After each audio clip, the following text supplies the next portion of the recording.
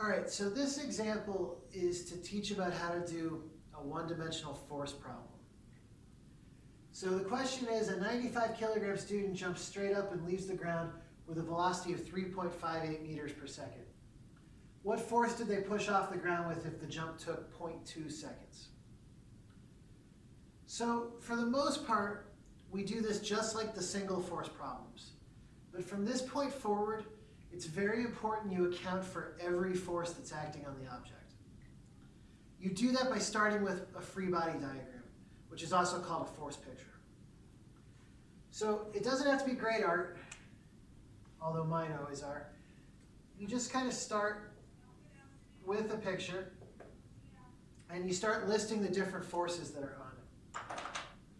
So on this student, we know this is going to take place on Earth. So I'm going to draw the force of gravity, the weight.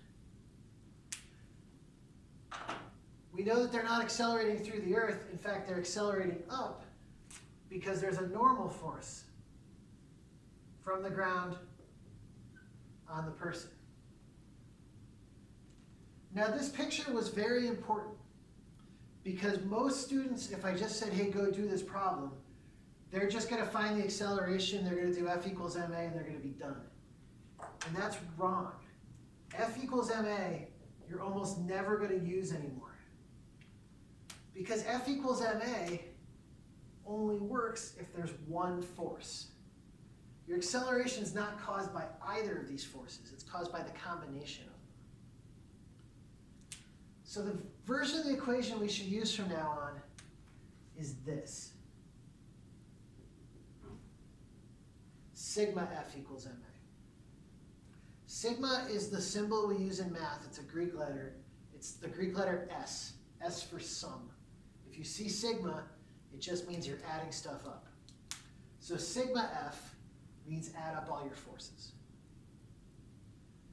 This normal force, which is what it's acting for, how much the ground is pushing on us, it's not just the force to make us jump up. It's also the force we need to overcome gravity. If you don't do this picture, you're going to miss that this is a bigger force than just what's required to get us up. So let's solve the problem and we'll see how we use this equation. Most of this is very similar to what we usually would do. Blitz through the problem. I see 3.58 meters per second, and I see 0.2 seconds. Meters per second must equal a velocity. Is it a VO or a V? Well, the jump is going to look like this. And if I think about that jump, I start with a velocity of 0. And when my feet leave the ground, I have a non-zero velocity. So that must be V. And that tells me that 0 meters per second must be VO. The 0.2 seconds, that's clearly time. So if I ask myself which equation is solvable with this information, if I go to the equation sheet, I'm going to see this one.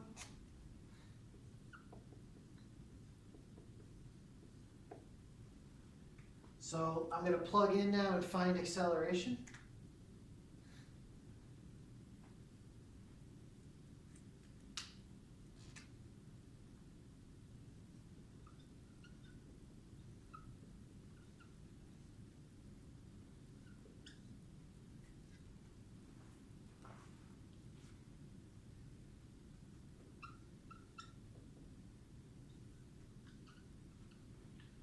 All right, so I'll divide by 0.2 to get the acceleration.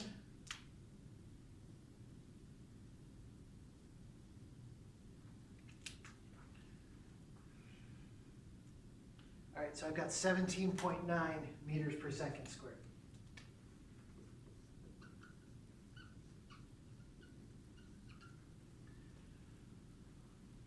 All right, so let's use our sigma F equals ma equation.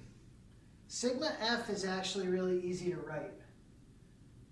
In one dimension, you call up positive, down negative, Actually, it doesn't matter. You can reverse them if you want, as long as you're consistent between your free body diagram and the calculations you're doing here. Since I'm calling my upward acceleration positive though, that means it must be my normal force that's the positive force. So I'm going to replace sigma F with Fn minus Fg. Positive normal force, negative gravity force. And all of that is apparently equal to ma.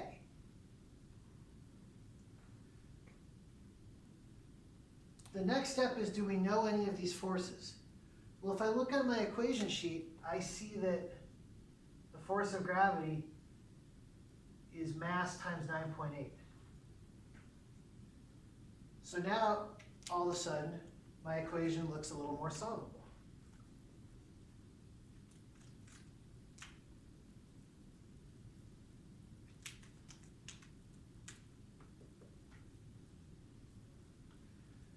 And now I can plug in and I can solve for Fn. So Fn is still my unknown,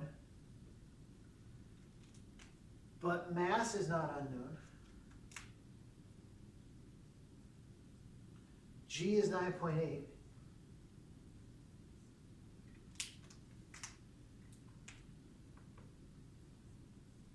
And acceleration is 17.9.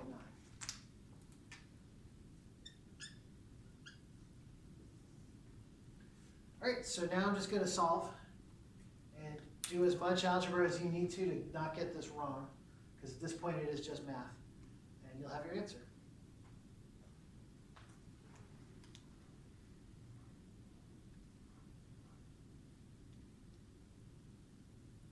So we're left with 2,600 newtons of force. Hopefully this lays out all the steps. We're still going to use our kinematics equations a lot of the times to get acceleration.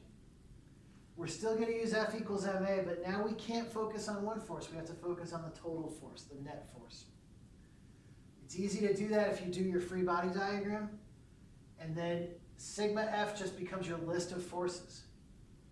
If you follow these steps, the problems become pretty straightforward to solve. We'll do a lot of practice.